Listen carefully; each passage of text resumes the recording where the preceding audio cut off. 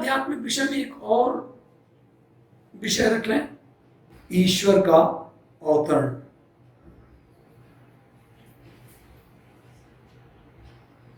ईश्वर अवतरित होकर साधुओं की, भक्तजनों की रक्षा करते हैं।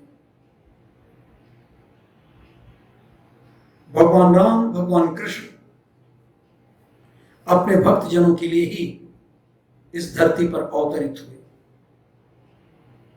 यदा यदा हि धर्मस्य ग्लानिर्भवति भारत अभ्युत्थानम् अधर्मस्य तदात्मानं सृजाम्यहम् परित्राणाय साधूनां विनाशाय च दुष्कृतां धर्म संस्थापनार्थाय संभवामि युगे युगे।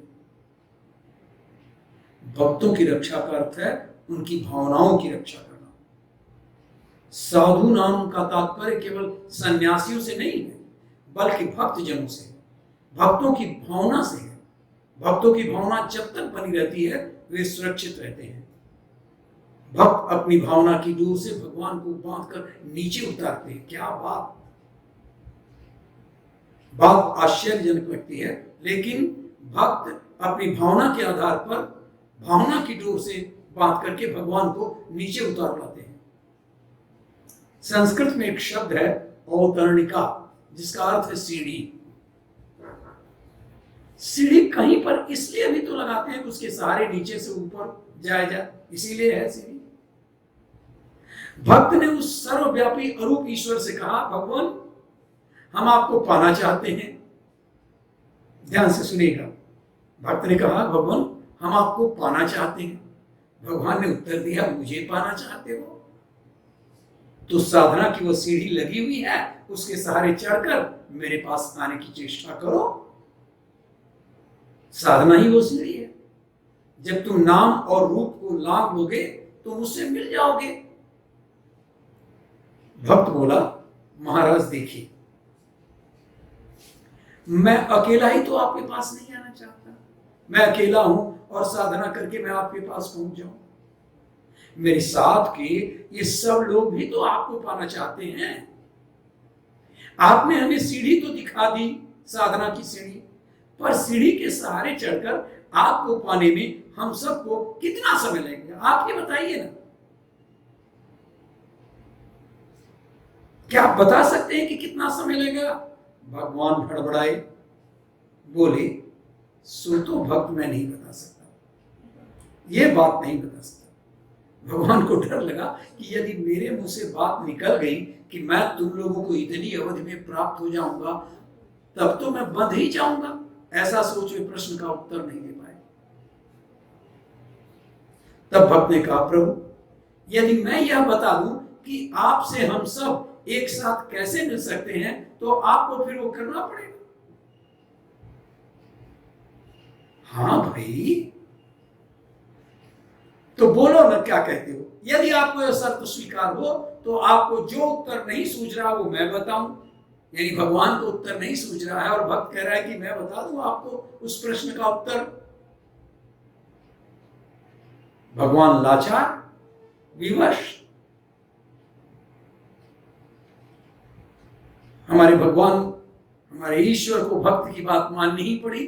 तब भक्त बोला, प्रभु जहां कहीं सीढ़ी लगाई जाती है तो जैसे नीचे का आदमी उसके सहारे ऊपर जाता है, वैसे ही यह भी तो संभव है कि जो व्यक्ति ऊपर हो वह सीढ़ी के ही सहारे नीचे आ जाए। भगवान बोले, हाँ ये तो बिल्कुल ठीक है, ये सही बात है, तुम बिल्कुल सही कहते हो। तब भक्त बोला, तब तो महाराज देखिए, हम सब के सब हैं नीचे और आप अकेले हैं ऊपर, है बात? हाँ भाई ठीक है बात। तब आप ही उस सीढ़ी के जरिए नीचे क्यों नहीं उतर आते, जिससे हम सब आपको एक साथ मिल जाएंगे। यहां तो एक एक करके ऊपर जाएगा, हजारों लाखों वर्ष लग जाएंगे। अगर आप ही उस सीढ़ी के जरिए नीचे उतर आवे तो हम सब आपको मिल जाएंगे। और ईश्वर इस तर्क के कायल हो जाते हैं। वे सीढ़ी के सहारे नीचे उतरते हैं और यही है ईश्वर का अवतरण। ईश्वर व्यक्ति के बध के पक्षपाती नहीं है। वे तो उसकी उन प्रवृत्तियों का नाश करना चाहते हैं जो प्रजाजनों को हानि पहुंचाती है। विनाशाय च दुष्कृताम धर्म संस्थापनार्थाय संभवामि युगे युगे, ये उनका उद्देश्य। प्रभु राम रावण के वध के लिए उतने अधीर नहीं है। प्रभु राम रावण के वध के लिए उतने अधीर नहीं थे जितने कि रावणत्व के विनाश के लिए। इसलिए वो बारंबार रावण के पास संधि का प्रस्ताव भेजते हैं। रावण का वध उनकी बाध्यता है, विवशता है। एक डॉक्टर, एक सर्जन रुग्ण अंग को तभी काटेगा जब देखेगा कि उससे समूचे शरीर के ही नाश की संभावना बन गई है। सर्जन का उद्देश्य रुग्ण अंग को केवल काटना नहीं बल्कि शरीर को स्वस्थता प्रदान करना है। उसी प्रकार ईश्वर भी किसी व्यक्ति के वध के लिए नहीं अवतरित होते। जब कहते हैं धर्म संस्थापनार्थाय संभवामि युगे युगे, तो किसी व्यक्ति के वध के लिए नहीं। रावण, हिरण्यकशिप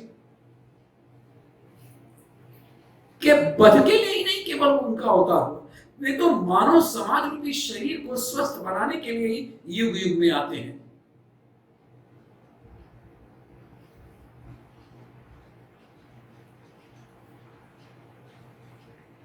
एक और टॉपिक ले लूं, बहुत अच्छा टॉपिक है।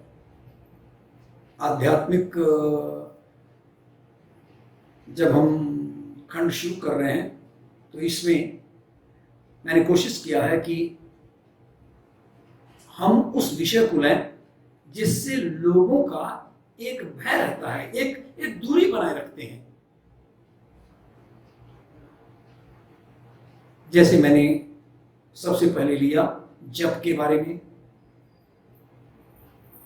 युवा वर्ग या बहुत सारे पढ़े लिखे लोग उन बातों को नहीं मानते। इसी प्रकार ईश्वर का अवतरण भी एक मजाक मानते हैं।